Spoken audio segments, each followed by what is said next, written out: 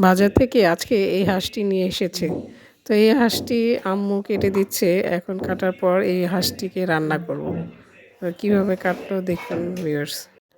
আজকে হাঁসের মাংস রান্না করছি। তো হাঁসের মাংস রান্না করাতে কি কি লাগছে সেগুলো আমি স্ক্রিনে দিয়ে দিয়েছি। তো আপনারা পুরো রেসিপিটি দেখুন।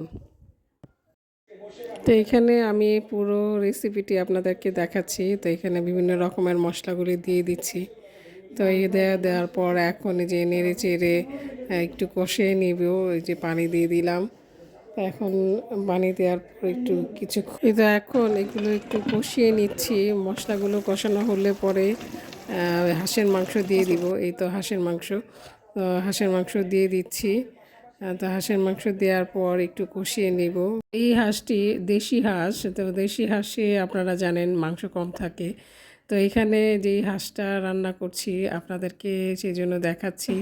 হাঁস তো আসলে হাঁসের মাংসটা অনেকক্ষণ কষাতে হয়। তো অনেকক্ষণ কষিয়ে এখন আলু দিলাম। এই তো আলু দিয়ে এখন কিছুক্ষণ আরও কষাবো। কষানোর পরে যে গরম পানি দিয়ে দিচ্ছি ঝোলের জন্য। তো এই হয়ে গেল এই তো আমার হাঁসের মাংস।